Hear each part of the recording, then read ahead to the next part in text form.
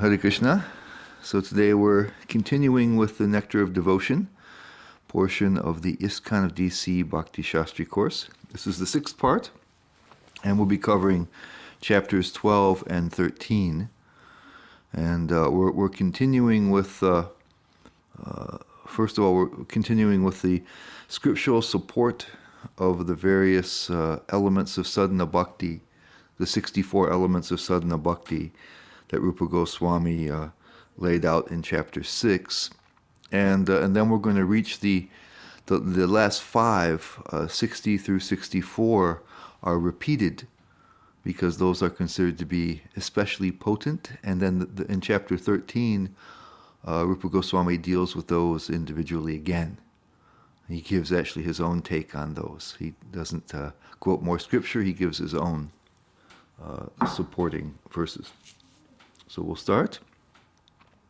So chapter 12, it's called Further Aspects of Transcendental Service. Again, it continues giving scriptural support, and we're on this chapter 12 will comprise 54 through 64. So we're getting towards the end of the list of the elements of sadhana bhakti.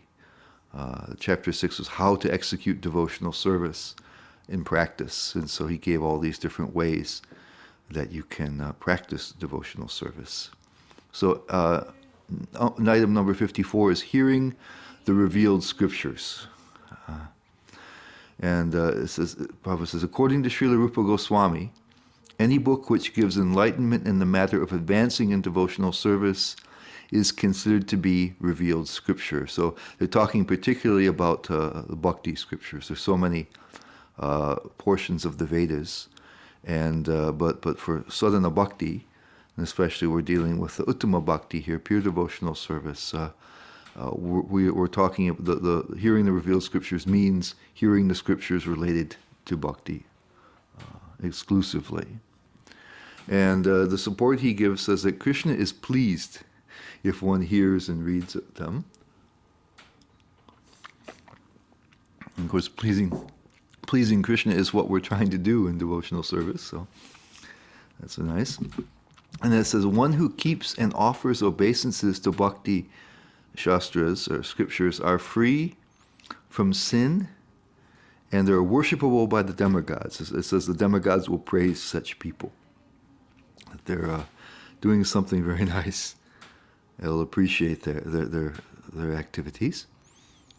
And here quoted, it says, it's here also said to Narad Muni, my dear Narada, a person who writes Vaishnava literature and keeps such literature at home has Lord Narayan always residing in his house.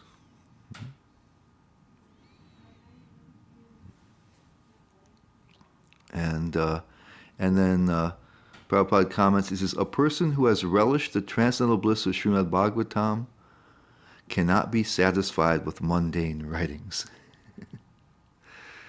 So there's an attraction to the bhakti scriptures because they're dealing with devotional service, and so they automatically, it says they have you lose the taste for other things.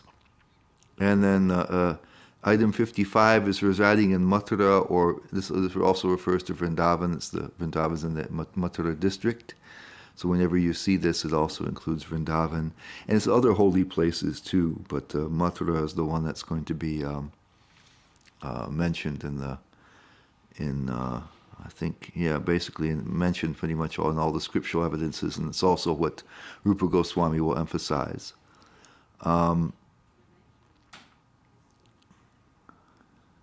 And then the first one is it's an example of I call it a reverse example. It's saying what happens if you don't deal with holy places or Mathura. It says in the Varaha Purana there is a statement praising the residential quarters of Mathura.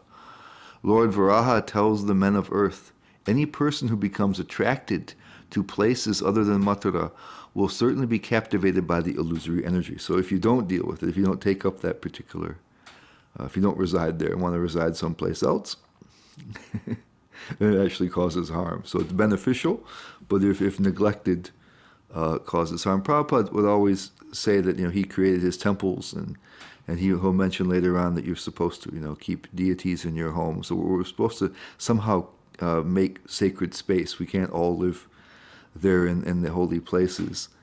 Prabhupada was trying to spread the devotional service all around the world. But somehow then if you can't go to the specific holy place, that you should create a a place for yourself. And this is in the Brahmanda Purana. It is said that all the results of traveling on all the pilgrimages within the three worlds can be achieved simply by touching the holy land of Mathura.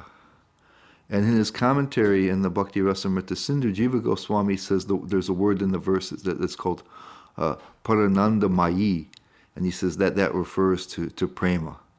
So ultimately by simply touching the holy land of Mathura, one can attain Krishna prema.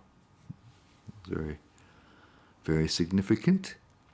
And then he quotes also, Prabhupada says, in many shastras, or scriptures, it is said that simply by hearing, remembering, glorifying, desiring, seeing, or touching the land of Mathura, one can achieve all desires. And the Jiva Goswami comments on that each of these things, hearing, remembering, glorifying, desiring, seeing, or touching, they're in a sequence of increasing power. So hearing is good, remembering is even better, glorifying even better, desiring even better, seeing or touching even better. But all of them can achieve all desires. And then the 56 is worshiping the devotees, or rendering service to the devotees, or worshiping the devotees, associating with the devotees. All these different, they're mentioned in different places slightly differently like that. All those things are applicable.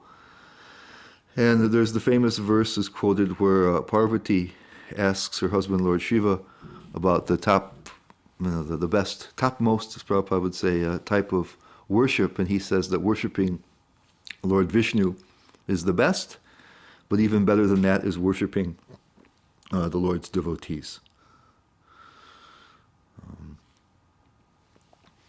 And then it says one attains, Prabhupada says, one attains a deep devotional love for the Supreme Personality of Godhead by rendering service or associating with the devotees. And Jiva Goswami says that refers to bhava, the next stage. We're in the stage here of sadhana bhakti, devotional service and practice, and when that matures, it morphs into bhava bhakti. So it says that this will help to produce success in your sadhana. And it says that devotees who are even seen once can help the seer be relieved of all sinful activities. There's a description of how they're dressed in Vaishnava attire. Since if you've seen such devotees even once, the person who sees them can be relieved from all sinful activities. We've seen so many things that remove all the sinful activities. And it says, even by remembering the activities of such a Vaishnava, one becomes purified along with one's whole family. And what then can be said of rendering direct service to him? So the devotees of the Lord are extremely dear to Krishna. They also have what you want as a devotee. They have devotion. So both of those things make association with them very desirable and very powerful. That when you show respect to those dear to Krishna, Krishna appreciates that more than having respect shown to himself and regard for himself. And then they can teach you. And in your particular time and circumstances. We have a tradition that goes back until before there's a recorded, as far back as time goes, there's been devotion. And so there's been devotees of the Lord, all throughout existence. And so there's like a whole history. If you read through the Bhagavatam, you can hear about so many different devotees from so many different times and places and circumstances. And so there's a whole wealth of information within our tradition about what it takes to serve the Lord. But each of us is in a particular certain circumstance, and somewhat unique. And so Bhaktivinoda Thakur mentions that people who, especially he mentions particular devotees of Lord Chaitanya, are particularly applicable to our situation because it's contemporary. And so we seek out the association of devotees who are experienced, who can help us to show us how to serve Krishna, how to grow in our devotional service, how to overcome obstacles in our devotional service in the current environment in which we live. And then it says how it's actually a requirement. We also heard at the very beginning that we take shelter of a spiritual master and take initiation as one of the gateway items for practicing sadhana bhakti. And here Prabhupada quotes from the Chaitanya Charitamrita that he says, no one can approach the Supreme Personality of Godhead directly. And he quotes Chaitanya Charitamrita, cites Chaitanya Charitamrita Madhya Lila 30, chapter 13, text 80. He says, one must approach him through his pure devotees. Vishwanath Chakravarti Thakur, in his Madhurya Kadambini, says that the Lord invests his power of mercy, Kripa Shakti, in his devotees. They're allowed to give his mercy to people. So Prabhupada says, therefore, in the system of Vaishnava activities, the first duty is to accept a devotee as a spiritual master and then to render service unto him. So this is not only associating with devotees is not only a powerful element or anga of sadhana bhakti, but it's essential.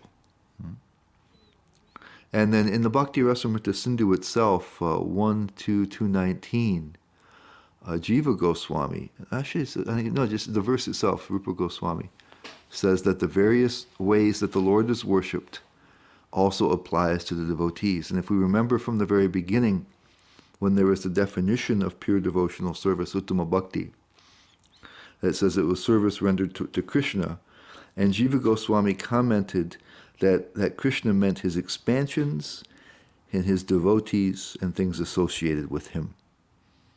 That simply narrowing it down to Krishna with two hands and a flute was too narrow of a definition.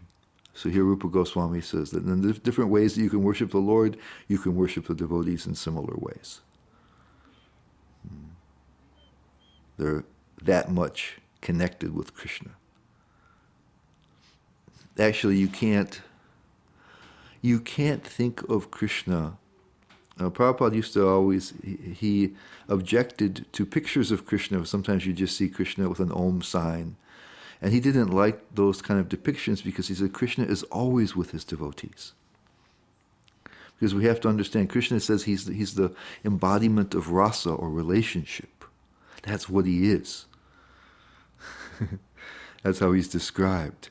And so why he's there, why he has his particular form and activities is because his whole essence is to have relationships and devotion. So it's intrinsic. Devotees are intrinsic to Krishna. They're very, very closely related to him because that's how he enjoys this.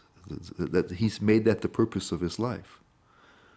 That's the purpose of existence, is to have this loving relationship. So you can't think of the devotees as very much separate from Krishna. They're very closely related to his key purpose in existing and the key purpose for all of existence.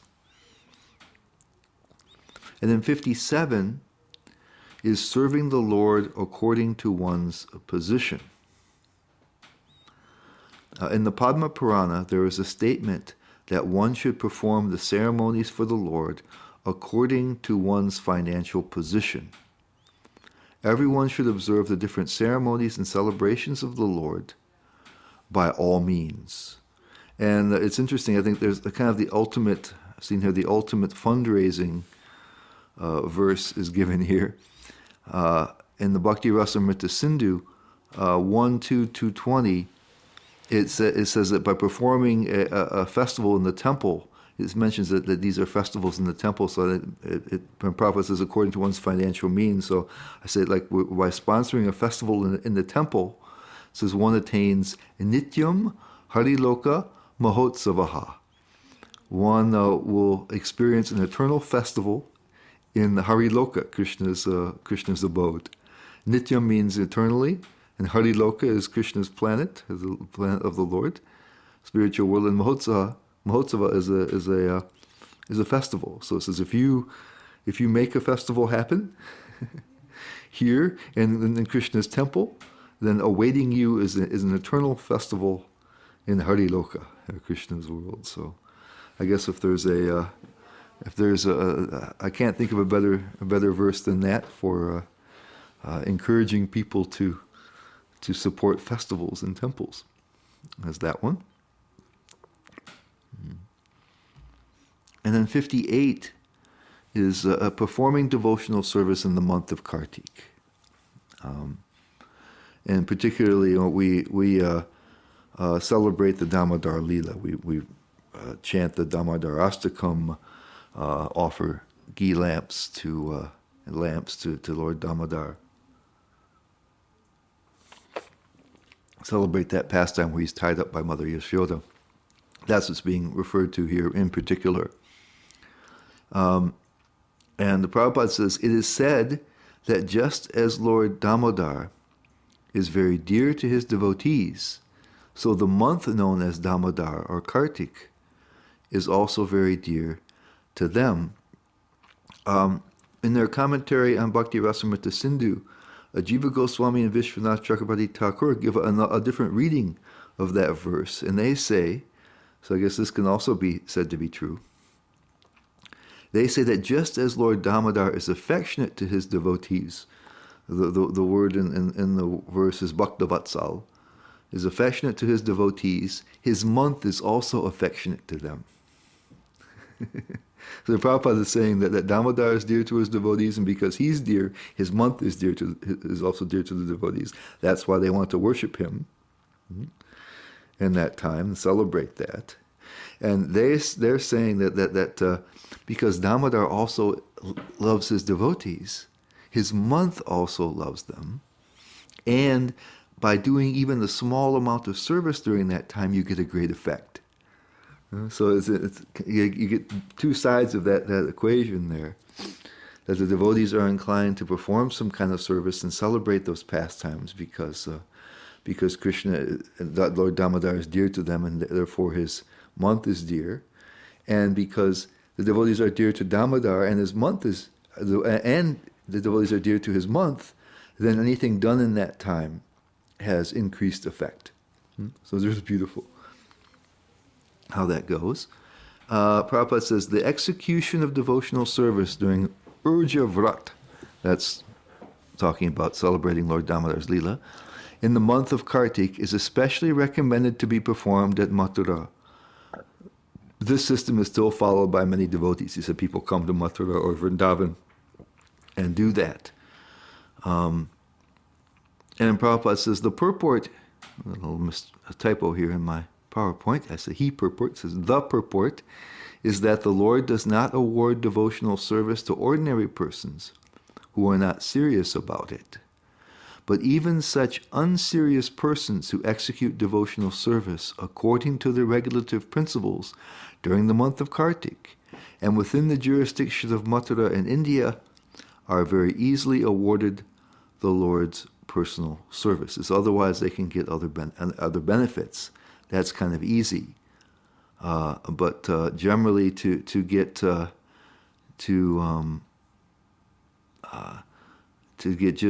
worship for just more devotion, this is the Uttama Bhakti. That doesn't come very easily. It takes somebody who's, as he says, very serious about it. But here, it says that because of the mercy of the month of Kartik,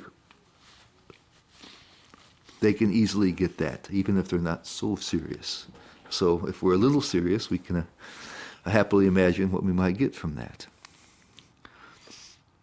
And at the end of the next chapter, Prabhupada will address this notion. We've been talking about it before, how we hear all these magnificent results from all of these items of devotion, of sadhana bhakti. And we may think that by now we should be in the spiritual world, and Prabhupada explains that nicely at the end. We'll get that. Then 59, observing festivals, celebrating the Lord's activities. The statement of the Bhavishya Purana gives evidence that by observing different functions in relationship with the Lord, one is sure to become pleasing to the Lord. So, this is like Janmashtami, and we're having Gaur Pranim tomorrow, things like that. So the Bhavishya Purana says that if you do those, celebrate the different festival days in relationship with the Lord, then Krishna is very happy with that. And again, that's the whole point of devotional service. So now we're coming up to 60 and 64, which are the last items on the list, but they're actually all repeats. They've all been mentioned before, and even one of them just in this section. But they're repeated because they're going to be emphasized as particularly powerful. And so Rupa Goswami gives even more scriptural evidences in support of them, and then he dedicates the whole next chapter to them. So 60 is serving the deity with great devotion. And the quotation here, it says, it is said in the Adi Purana, a person who is constantly engaged in chanting the holy name and who feels transcendental pleasure being engaged in devotional service, and this obviously means in relationship to the deity, is certainly awarded the facilities of devotional service and is never given just mukti, or liberation. And the Jiva Goswami says that the mukti means impersonal liberation. And the way it says just mukti, so one can have that, but one has a devotional type of liberation, but never just liberation. The deity is so kind that will provide you with because the whole purpose, Krishna has arranged reality in such a way that he engages in things called lila, or pastimes, we call them. And these things are liberated. They're beyond the material world, and they're beyond the impersonal liberation. They're what Krishna does. That's how he lives. And so if somebody is pleasing him, he wants to have him join him in his pastimes. He doesn't want to just free them from the material world, but he wants to place him in his own abode. And he mentions this many times in Bhagavad Gita. So he says, somebody who's worshiping the deity, they don't just get liberation, but they get devotional service and liberation. And Prabhupada explains, he says, the normal condition for every living entity is to be engaged in the devotional service of the Lord. This is a little commentary by Prabhupada here in this section. From the statement of the Adi Purana, it appears that a devotee is satisfied simply with being engaged in devotional service. He does not aspire for any liberation from material conditional life. In other words, anyone who is engaged in devotional service is not in the material condition of life, although he may appear so. So this is an interesting statement by Prabhupada here. And of course, there's the verse in Lord Chaitanya Shikshastakam that says as much, that if someone can have devotional service, they may not necessarily be concerned whether they stay here or go to the spiritual world. As long, it's something that's more desirable. We heard already about the characteristics of devotional service, how it surpasses the bliss of liberation so many times. And so here Prabhupada says that, in other words, anyone who is engaged in devotional service is not in the material condition of life, although he may appear so. So someone who's fully engaged, they're already existing on a transcendental platform. They're entering into something that's that even though they may physically be here. Prabhupada made that comment. He said that before he came into the West, he was trying to publish the Srimad Bhagavatam, his translation. And so he was doing all the work. He was, writing it, typing up the manuscripts and trying to get it printed, buying the paper, bringing the paper to the printer, reading the proofs. He was doing all the work. And he says, externally, it would look like he was just like somebody else who was in the publishing business. But he said, I was doing it all for Krishna. It was a completely different thing. So, Prabhupada mentions in the Bhagavad Gita how bhakti is changing the material energy into spiritual energy. That's what we're trying to do. So we may remain here, we may be in a physical body, but it's no longer just material. The matter is turning into spirit, and our activities are turning into spirit. The environment, the environment even around somebody who's advanced in devotional service, you can feel it. That there's a spiritual energy there. So it's interesting. He said they may appear to be in material condition of life, but they're not. They're already tasting transcendence. And then 61, another one of the very powerful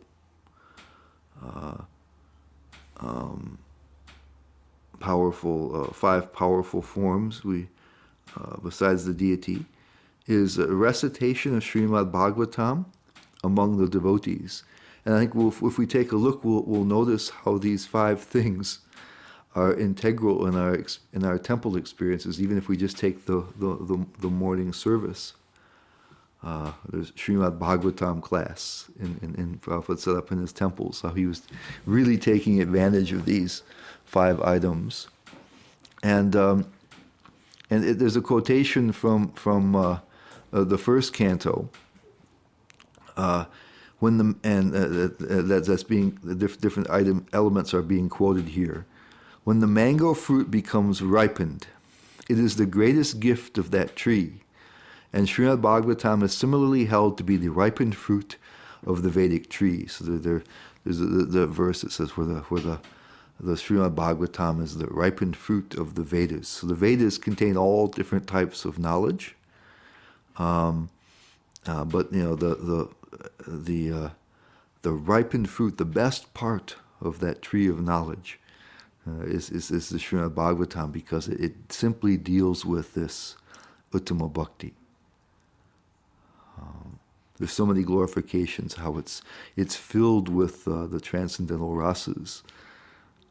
Rupa Goswami actually, in the rest of and also in the rest of the Bhakti Rasamrita Sindhu, where he's explaining all the different relationships with Krishna and the elevated stages of devotional service, he uses quotations from the Srimad Bhagavatam primarily, and so it contains so many such detailed descriptions of devotion, and there's different varieties of pure devotion, and there's different varieties.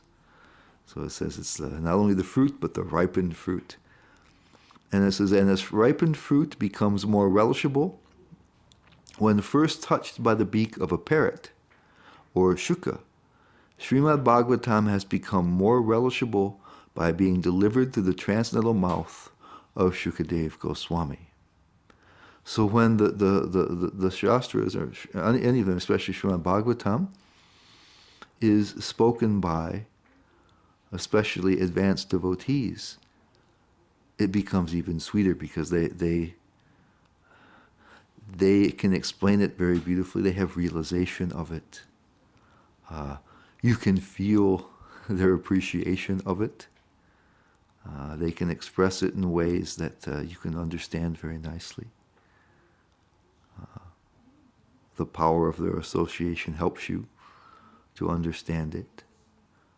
So it says that that because Shukadev Goswami spoke it, it became even nicer. So the text of the Srimad Bhagavatam we have is especially starting with the second canto is all Shukadev Goswami, and before that you have Sutta Goswami who heard from him, and he gives also some explanation of his own. But we hear from the Bhagavatam, it started with 4 verses that Brahma spoke, or that Krishna spoke to Brahma. And then he taught it to his son Narada, who then spoke them to Vyasadeva, and Vyasadeva wrote it out and taught it to his son Shukadeva, who then spoke it and expanded upon it with Parikshit Maharaj. And so by his deep realization, his deep devotion, it became even sweeter. It permeates his explanations and his descriptions, his personal ecstasy and understanding. And then Prabhupada, the same talks about the necessity of the disciplic succession, how it's received. He says, when a ripened fruit comes from the upper part of the tree onto the ground by the process of being handed down from a higher branch to a lower branch by persons in the tree, the fruit does not break. Srimad Bhagavatam, when received in the Parampara system or disciplic succession, will likewise remain unbroken. In the verse it says it's very ripe and almost dripping, almost liquid. The commentators, say that it's so juicy that you don't have to worry about the skin or the seed, like it's a mango. It's just the almost the pure juice is there, and so it falls down, but it doesn't break because it's handed down from person to person like that. So from master to student, master to disciple. Therefore, it remains. There's fidelity maintained to the message. And when Prabhupada says, Sri Chaitanya Mahaprabhu recommended that in order to relish the real taste of Srimad Bhagavatam, one should take instruction from the person Bhagavatam, somebody who's deeply devoted and serving Krishna, who's doing what the Bhagavatam teaches. And then it says that Srimad Bhagavatam is relishable even by a liberated person. We've been talking about even before how devotional service surpasses any kind of liberation. We've been hearing so many times how the different devotional items, they can produce everything, including liberation, but it produces something more. And so it says Bhagavatam is relishable even by a liberated person, and Shukadev Goswami is an example of that. It says Shukadev Goswami admitted that although he was liberated from within the very womb of his mother, it was only after relishing Srimad Bhagavatam he became a great devotee. So this is a proof positive that that devotional service is not a means to an end, but an end in itself, a means to. Well, it's what happens is you perform devotional service in practice, and it becomes mature, and you're still performing devotional service, but in a mature state. So it's both the means and the end, and it beats anything material, and it even defeats liberation. So Shukadev Goswami already had liberation. He had no attachments to matter whatsoever, but by hearing Srimad Bhagavatam, he was attracted. So he couldn't be attracted by anything that was less than liberation. He was already firmly liberated. So this had to be something greater. Then 62, associating with advanced devotees. If someone is fortunate enough to associate with a pure devotee of the Lord, even for a moment, that particular moment is so valuable that even those pious activities which can promote one to the heavenly planets or give liberation from material miseries cannot compare to it. Even for a moment. This is a lava matra, a tiny bit, produces such, gives you such grace. And then there's another, this other verse that's quoted is from the Hari Bhakti Sudodaya, and it's actually spoken by Hiranyakashipu, the great demon, to his son Prahlad. But it's true, and so it's not that's not being. He's not speaking about the association of devotees, but he's talking about the general principle that you become like those with whom you associate. And so Rupa Goswami uses it in this context, even though Hiranyakashipu had a different idea. He was hoping that his son Prahlad would get the association from the other Rakshasas and take on their qualities. And so it said that we take on the qualities of those we associate with. It's like a crystal reflects anything that's near it. And Prabhupada comments, similarly, if we associate with the flower-like devotees of the Lord, and if our hearts are crystal clear, then certainly the same action will be there. Even if we, think of, there's different ways you can associate with devotees. You can be there with them physically. You can hear from them. You can hear about them. You can remember them. And if you think of their good qualities and you remember them, that's a kind of association, and you will tend to take on those qualities. We say that the converse is also true. If we look for other devotees' shortcomings and defects, and whether they have them or not, we will get those particular ones.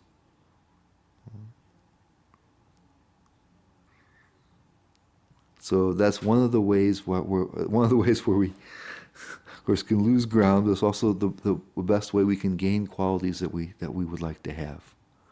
One thing we should do is if we have weaknesses and shortcomings and things that are lacking, is we can think of and notice when people have those qualities that we desire to have, and appreciate them for that. We have a tendency to become envious. Think, why do they have to be better than me? But if we think of them and appreciate them, we have a chance to acquire those qualities.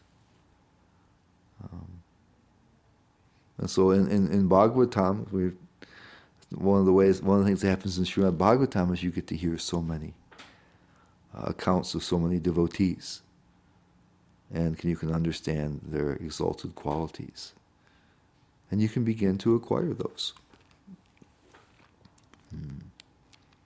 So 63, chanting the holy name of the Lord, one of the other 5, and Prabhupada says, it is specifically mentioned that the karmis who are aspiring after the fruitive results of their activities, the salvationists who are aspiring to become one with the Supreme Person, and the yogis who are aspiring after mystic perfections can achieve the results of all perfectional stages simply by chanting the Mahamantra. Shukadev Goswami especially stresses that it has already been concluded that one who has come to the stage of chanting the Hare Krishna Mahamantra with determination and steadiness must be considered to have already passed the trials of fruitive activities, mental speculation, and mystic yoga. So my comment here is that there's a couple different ways you can say that's to be the case. It doesn't necessarily mean that you have to have performed fruitive activities, karma yoga, jnana yoga, and mystic yoga. That's the yoga ladder that we talked about in Bhagavad Gita. You can do that. And then bhakti comes at the end of that. Prabhupada talks about that. It's like different, like a staircase or a ladder, different rungs of the ladder that ends at bhakti. So it's possible to do that. And then bhakti would come after those things. But it's also, he mentions that you can also take the elevator straight to the top by taking up bhakti directly. So they can have passed through them by passing through the stages on the way to bhakti, or they can bypass them to take bhakti directly by the mercy of the devotee. So that means they're beyond them. They don't require them. They're not. It's important to note that because bhakti is independent. This is something that Rupa Goswami has said already, that you don't need other things in order to take up bhakti. There's no qualifications. Some people do come to bhakti through these stages. But ultimately, to get pure bhakti, they have to get the mercy of the devotees anyway. You can start with that and take to bhakti directly. We've heard about that many times in Bhagavad Gita, and also in the early sections of Nectar of Devotion.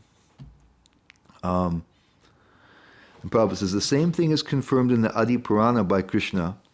While addressing Arjuna, he says, anyone who is engaged in chanting my transcendental name must be considered to be always associating with me, and I may tell you frankly that for such a devotee I become easily purchased. So I don't know what more you could ask for. So by chanting the holy name, you're associating with Krishna, and he says, I become easily purchased.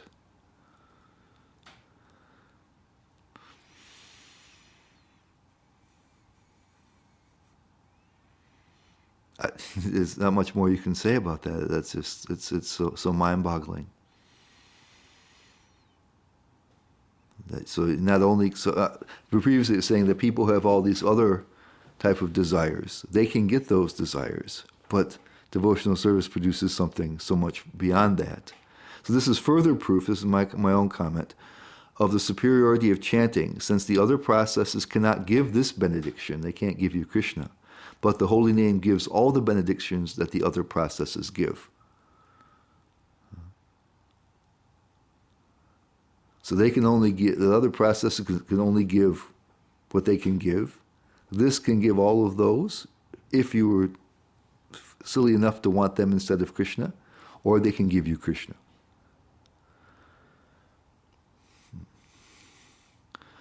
In the Padma Purana, this is quoted here, it is also stated, the chanting of the Hare Krishna mantra is present only on the lips of a person who has for many births worshipped Vasudeva.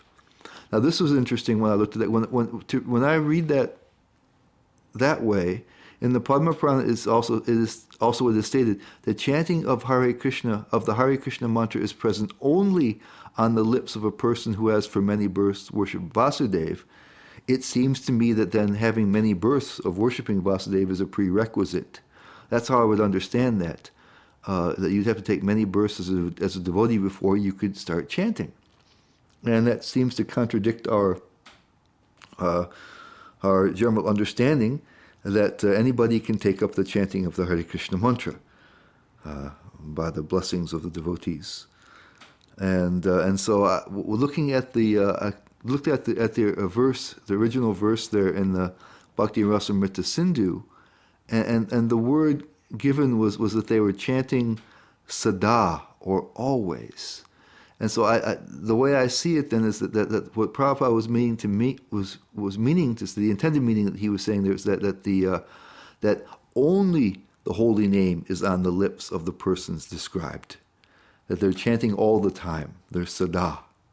And so the only thing on their lips is the holy name. Not that, so when persons are advanced devotees, after thousands of births, then not only do they chant, but they're chanting all the time. And nothing else comes out, as always. So that seems to be what was meant there. because anything else that Prabhupada tells us, and he never gave us an indication that in order for us to take up the chanting, that we would have had to have thousands of births as a devotee first. This is the age of Kali. We don't have many qualifications here, and we're trying to give the holy name to everybody. So it just seems to be a little English thing here. Where you put the only changes the meaning quite a bit. And then Rupa Goswami quotes two famous verses. They appear in the Chaitanya Charitamrita. Nama Chintamani Krishnas Chaitanya Rasa Vigraha. I've put them here in their full form here. Purna Shuddho Nityamukto Binatvam Nama Namanaho. And Prabhupada's translation of those is, the holy name of Krishna is transcendentally blissful. It bestows all spiritual benedictions, for it is Krishna himself. Abhinatvat, not being different. Krishna himself, the reservoir of all pleasure. Krishna's name is complete, Purna. It is the form of all transcendental mellows, Rasa Vigraha. It is not a material name under any condition, and it is no less powerful than Krishna himself. Since Krishna's name is not contaminated by the material qualities, there is no question of its being involved with Maya. Krishna's name is always liberated and spiritual. It is never conditioned by the laws of material nature. This is because the name of Krishna and Krishna himself are identical. Nama Namanaho. Nityamukta, always liberated, pure. It's Chaitanya Rasa Vigraha, the form of all transcendental mellows. That Chintamani is like a wish fulfilling, so transcendently blissful, giver of all spiritual benedictions. This is beautiful explanation, the holy name there. And then in a couple of verses later, this one was Madhya 17:133, and then Rupa Goswami quotes what will be in Madhya Lila 17:136. Prabhupada quotes both of these verses quite often. Ata Shri Krishna Namadi na bhaved graham indriyai sevan mukhehi jivado swayam eva spuratyadaha. Therefore, material senses cannot appreciate Krishna's holy name, form, qualities, and pastimes, nama adi, so nama and other such things. Prabhupada says Krishna's name, form, qualities, and pastimes, and so on, things related to him. So his name and other things are related to him. When a conditioned soul is awakened to Krishna consciousness and renders service by using his tongue to chant the Lord's holy name and taste the remnants of the Lord's food, Sivan Mukhe Hi Jivado, the tongue is purified, and one gradually comes to understand who Krishna really is. Spurati becomes manifest. It says the name, form, qualities, and so on become manifest. Spurati, Prabhupada says, by the chanting. And in that order, the name, one begins to appreciate the name, then within the name also is Krishna's form and qualities and his lila. They all are there in the name. At first, you can't do it. Material senses can't do it. It takes the transcendental senses. So those two verses are quoted. And then Prabhupada gives an interesting, this last part is I quoted the whole paragraph, I put it into sections, but Prabhupada gives us some instructions. It's a purport, it's not part of the Bhakti Rasamrita Sindhu proper, but he's given us a little bit of a purport here, commentary to help us understand. It's related to this past verse also, but he gives us an idea of the practice of chanting, and it's quite instructive. So I quoted it here. Prabhupada says, Chaitanya Mahaprabhu has recommended that everyone chant the Hare Krishna mantra just to cleanse the dust from the heart. If the dust of the heart is cleansed away, then one can actually understand the importance of the holy name. So it's related to that past verse that the material senses can't understand the name. And he says, for persons who are not inclined to clean the dust from their hearts and who want to keep things as they are, it is not possible to derive the transcendental result of chanting the Hare Krishna mantra. Well, then he gives us, it says, one should therefore be encouraged to develop his service attitude toward the Lord, because this will help him to chant without any offense. So sevan mukhe hi jivado, right? Began to do some service. And he says, and so, under the guidance of a spiritual master, the disciple is trained to render service and at the same time chant the Hare Krishna mantra. He says those two things in concert with each other work. He says, as soon as one develops his spontaneous service attitude, he can immediately understand the transcendental nature of the holy names of the Mahamantra. So there's a certain service attitude that goes with the chanting. And he says that helps to clean the dust away and help us. So it's in reference, it's kind of a purport to the last verse, really. Very practical. That the chanting needs to, we should have this desire. We can do that also by chanting, realizing this is pleasing to Krishna. Chanting should be kind of a service. We shouldn't think of chanting as a technique. We already heard how Krishna is present in it. He's not different from it. And if we use if we serve do seva, serve by chanting, then the name becomes more and more revealed. So it's not just a powerful set of words that does something. It's not effective because it's personal. It's not effective just as a technique. Right? Something that's there's a personal dynamic to it. You and Krishna. Prabhupada says we're calling out to him to serve him, or in one place he says we're just asking Krishna to accept us. It's a calling out. It's an evocative sense. And so the dynamic is an interpersonal one rather than a one of technique. Here's a powerful thing, I use it, and I get a certain result from it. If we think like that, it's not going to work. So he says there has to be that service idea, service embedded in that. And so that can also be in our chanting. I'm trying to please Krishna by this. I'm trying to advance in my devotional service, to get his mercy to advance in devotional service, to be accepted by him.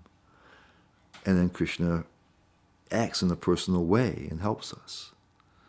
So it's not a technique, or it's the dynamic is relational.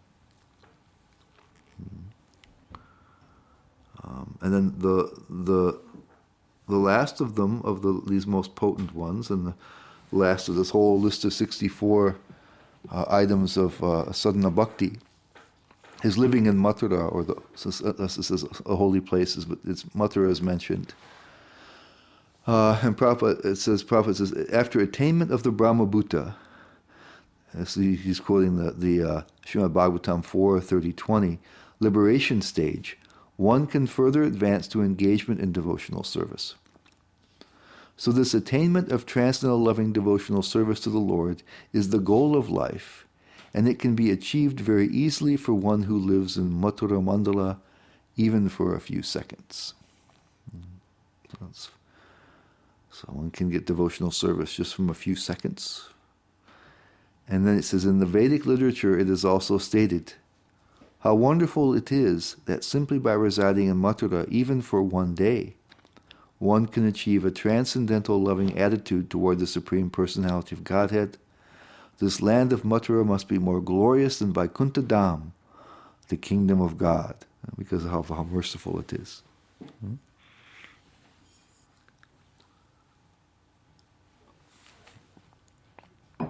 So we've covered now listed all 64, heard scriptural evidence backing up all 64, The last 5, 60 through 64, were repetitions, so we got even extra scriptural evidence in support of them.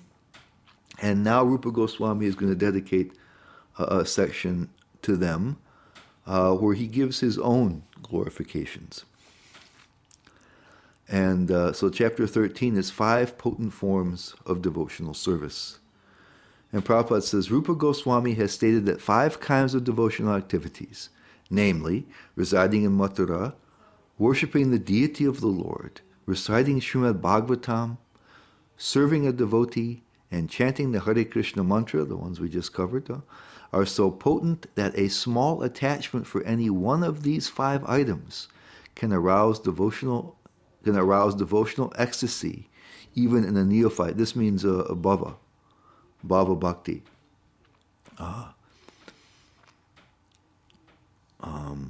So this one says, and this is my comment, says, in the previous chapters, Rupa Goswami has cited verses from scripture to glorify and substantiate his list of the elements of sadhana bhakti, the devotional service and practice.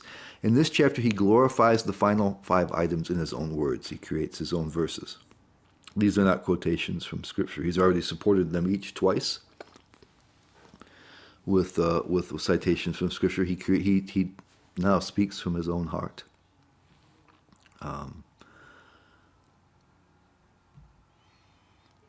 And so Prabhupada translates, he says, regarding worship of the form of the Lord or the deity, Rupa Goswami has written the following verse. So Prabhupada says the same thing. He's writing it. He's not quoting it from scripture. My dear friend, if you still have any desire to enjoy the company of your friends within this material world, then don't look upon the form of Krishna, who is standing on the bank of Keshi Ghat. Prabhupada says a bathing place in Vrindavan. He is known as Govinda, and his eyes are very enchanting. He is playing upon his flute, and on his head there is a peacock feather, and his whole body is illuminated by the moonlight in the sky. So it's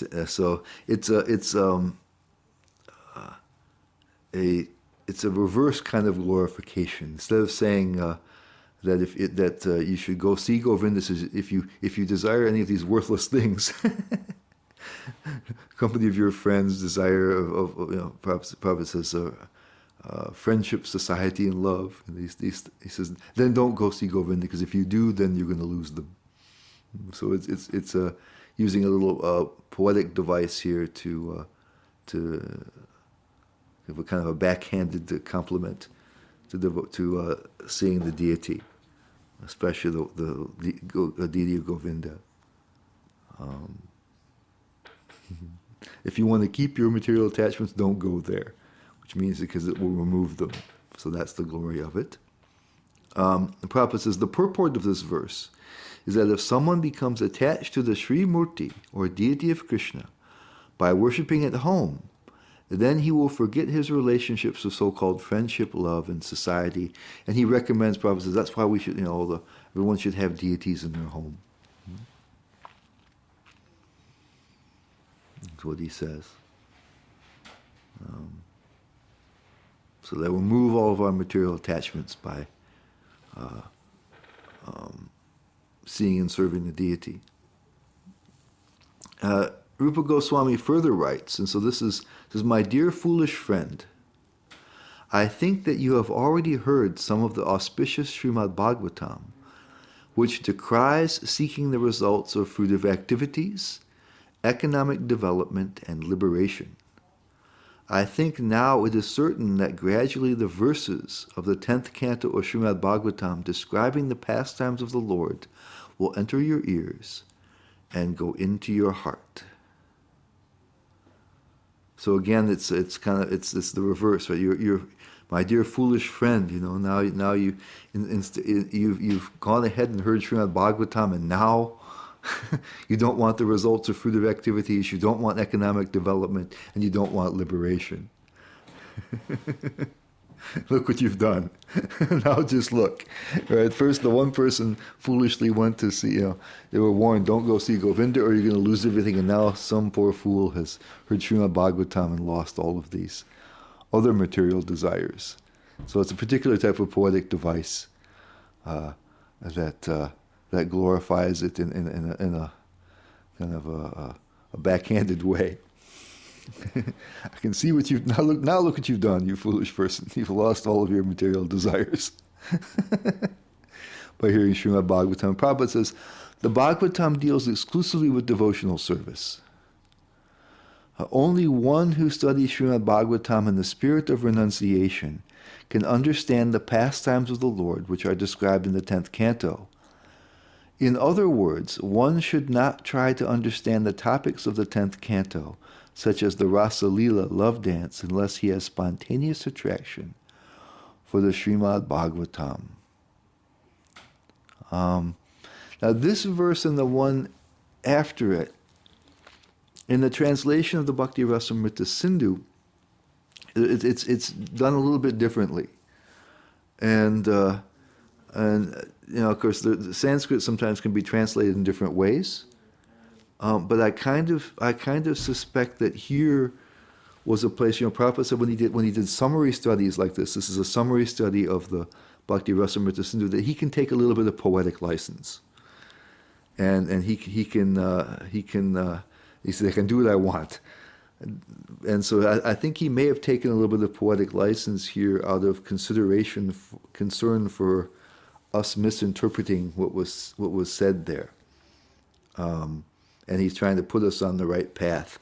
Because here in the translation I saw, it looked, and I'm not good enough Sanskrit person, so I can't conclude definitely. Just maybe this Prabhupada may just be giving another they may both well be proper translations, or Prabhupada's could even be right and the other one wrong, but it looked like it said that you my foolish friend, your ears must have heard the syllables of the 10th canto, because now you are decrying fruitive activities, economic development, and liberation.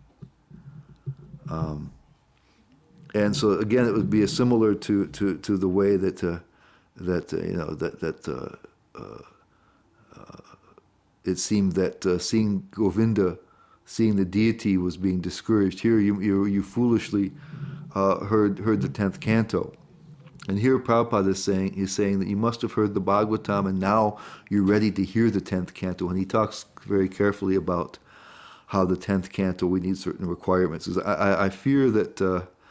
And of course, back in Rupa Goswami's day, I think people would not have been inclined to dive into the 10th canto. They would have understood how the Srimad Bhagavatam works, and so I think if Prabhupada had just mentioned the 10th canto, that someone that had listened to the 10th, heard the syllables of the 10th canto and now given up all their material desires, that somebody might be encouraged to dive right into it, which is the wrong way to go about it. What's supposed to happen, right? And Prabhupada mentions, he says that right in the very beginning of Bhagavatam, we know that the verse that the Bhagavatam has no kaitava dharma, no, Prabhupada calls it cheating religion or anything beside. It only describes Uttama Bhakti, or pure devotional service. And right from the beginning, it's mentioned the Bhagavatam is talking on a higher level, and so that we take. So it says we study Bhagavatam with the spirit of renunciation, as he said from the beginning, and then that purifies us of all of these material desires, and then we can understand the 10th canto, which of course then is supposed to finish the job. So it's presumed, I think, from Rupa Goswami's time that would have been necessary first. You would have read the whole Bhagavatam before going to the 10th canto. But in our day, we have a tendency to cheat. So Prabhupada's making it very clear. He says the Bhagavatam says this, but it was kind of like Rupa Goswami seemed to be saying somebody heard the 10th canto and now they're saying these things are useless. It's the same thing. I mean, that's what reading the Bhagavatam does. That by studying the Bhagavatam, we will consider. It's really the same meaning, but there's kind of a nice poetry to the Bhakti Rasamrita Sindhu translation, where now someone is Foolish people have gone and heard the Bhagavatam, and now they're speaking ill about fruitive activities, economic development, and liberation. And there's a similar one in the next one. Prabhupada writes, he says, Srila Rupa Goswami has similarly described the transcendental nature of relishing topics which concern Krishna. This is about the association of devotees. A devotee once said, this is how Prabhupada renders it, "It is very astonishing that since I have seen this personality of Godhead, who is washed by the tears of my eyes, there is shivering of my body, and he has made me a failure in executing my material duties. Since seeing him, I cannot remain silently at home. I wish to go out to him always." And Prabhupada says the purport of this statement is that as soon as one is fortunate enough to contact a pure devotee, one must be anxious immediately to hear about Krishna, to learn about Krishna, or in other words, to become fully Krishna conscious. So Prabhupada is indicating that we'll meet a devotee, a pure devotee, we'll hear about Krishna, learn about devotional service, could practice devotional service, and one day we can be like the person described here, be able to see Krishna and have all of these ecstatic symptoms.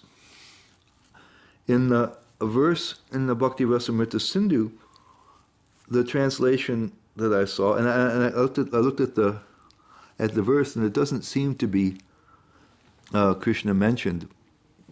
And what it looks like, it said that's a person saying, since I saw this devotee who had all these different ecstatic symptoms, whose own body was washed by their tears, and their hair was standing on end, and they're shivering the body. So they saw a devotee who was in ecstasy, that then since that time I've lost my attraction for my home. That's how they put it. That's the power of the association of devotees.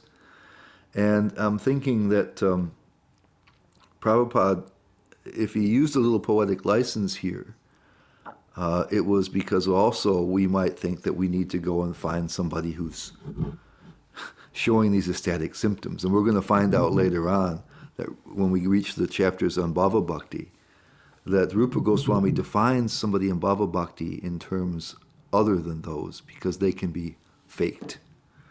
And people do that, pretend to have these ecstatic symptoms. And so if what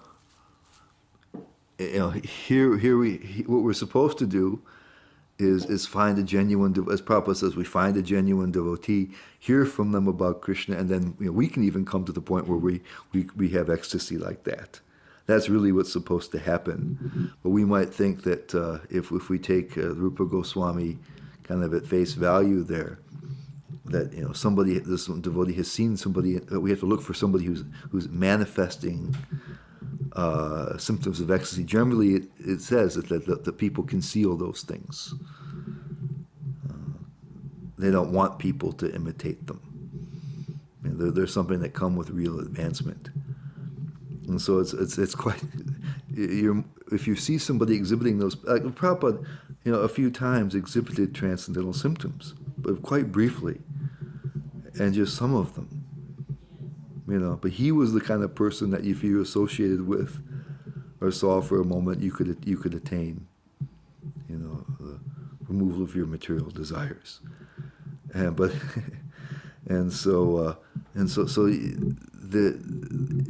important part is meeting a pure devotee and hearing from them. So he gives the right instruction, but the kind of poetic example that Rupa Goswami is given is kind of sweet. That some poor fellow again, happened to see a devotee. He happened to be in ecstasy, and so because of that, he's no longer attached to his home. It has such a powerful effect. So. And then about the Maha Mantra, Prabhupada says, similarly, there is a statement about hearing and chanting the Maha Mantra. It is said that saints have been able to hear the vibrating strings of the Veena in the hands of Narada, who is always singing the glories of Lord Krishna. Now the same sound vibration has entered my ears, and I am always feeling the presence of the Supreme Personality of Godhead. Gradually I am becoming bereft of all attachment for material enjoyment. Now this is, I guess, I mean, you could count this as a glorification of association, but it says it's Rupa Goswami was intending it to be about hearing the holy name. So you just heard the holy name coming from his mouth. So you can chant it or hear it, and it becomes potent. And then Prabhupada says again, Srila Rupa Goswami has described Mathura Mandala. And this is again Rupa Goswami's own words. This is his own words. I remember the Lord standing by the banks of the Yamuna River, so beautiful amid the Kadamba trees, where many birds are chirping in the gardens, and these impressions are always giving me transcendental realization of beauty and bliss. And Prabhupada says, comments, he says, this feeling about Mathura Mandala and Vrindavan described by Rupa Goswami can actually be felt even by non-devotees. The places in the 84 square mile district of Mathura are so beautifully situated on the banks of the river Yamuna that anyone who goes there will never want to return to this material world.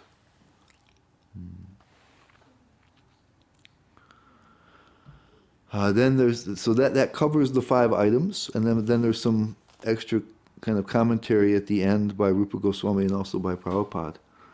And there's the verse in the Bhakti Rasamrita Sindhu 1-244 mentions that the 5 potent items can produce simultaneously appearance of both Bhava and Krishna. That's what it says, how powerful they are. And then in the next verse in Bhakti Rasamrita Sindhu it says that some of the scriptural verses quoted in support of the devotional items promise material benefits. We heard about that. You can get liberation, you can be removed, have sins removed, you can get all the results of karma or the yoga siddhis. And Rupa Goswami says that those were just to attract those who have material desires. The real purpose of all these items and the real value of them is that it produces bhava, which means it means that your sadhana becomes successful. That's the purpose. As I said in my comment, is that bhava is the stage of devotion that comes after sadhana. It's the goal of sadhana. It's produced by sadhana. So that's, of course, so it makes sense that these things produce bhava. That's what they're there for. They're supposed to help us progress to that point. So sadhana bhakti is supposed to be good enough. It says it takes a little special mercy too, according to the Vishwanath Chakravarti Thakur, but the sadhana takes you to that level. And so we see that these are cornerstones of our practice in ISKCON, associating with devotees and the holy name and the deity worship, and at least residing in sacred places or visiting them, and the Srimad Bhagavatam are real central focuses of our practice. And so they're so powerful. It says that even well, it said at the beginning of the chapter, even just a small attachment to any of them can produce bhava. So they're so powerful. And now Prabhupada talks about that, because we hear these really powerful results from not only from these 5, but from so many of the other items of sadhana bhakti. And so Prabhupada talks about this here. We mentioned it, I think, last time, and I think I was remembering this from a previous reading because this is kind of what I was saying, but Prabhupada says it more completely and better here than I did from memory.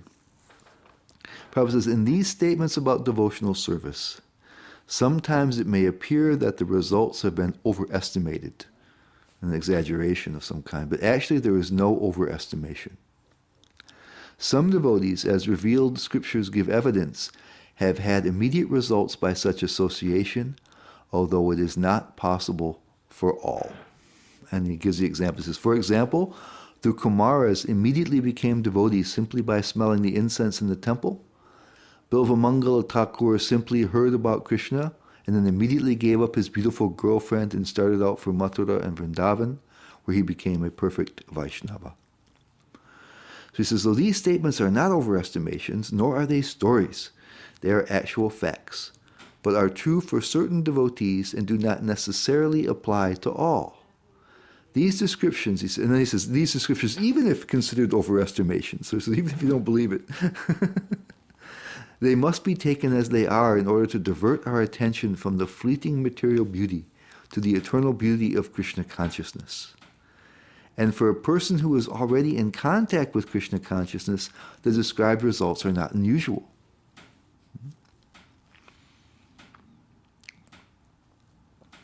And I guess what I would consider too is that there may be some time delay involved.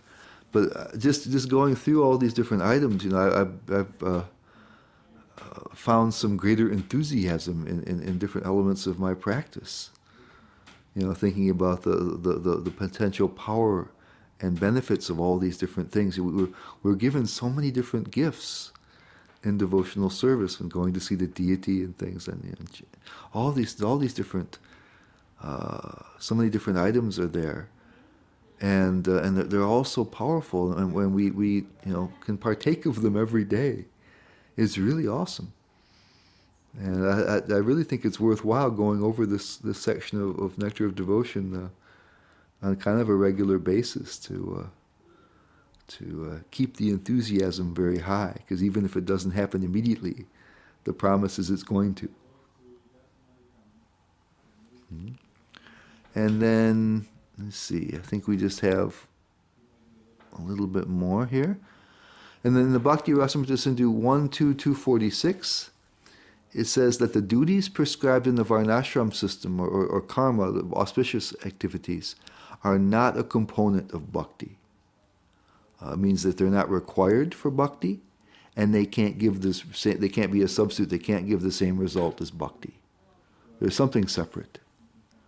And Prabhupada supports this. This isn't in the Bhakti Rasamrita Sindhu. This is Prabhupada's own commentary here, and he cites Lord Chaitanya's discussion with Ramananda Roy, and the Bhagavad Gita. He says he means Lord Chaitanya rejected the idea of the importance of Varnashram Dharma when it was put forward by Ramananda Roy. He said that this advancement of Varna and Ashram is merely external. And in Bhagavad Gita also the Lord says that one has to give up all other principles of elevation and take simply to the method of Krishna consciousness. That will help one in achieving the highest perfection of life. So again, bhakti is completely independent and self-sufficient. It doesn't require anything else. It doesn't take karma, jnana, or yoga. And this is Varnashram Dharma, be part of karma. Simply needs the mercy of the Lord through the medium of the devotee, and it produces everything that you could want. So Rupa Goswami is again establishing that, and then Rupa Goswami quotes this, the 11th canto, 20th chapter, verse 9 of Srimad Bhagavatam.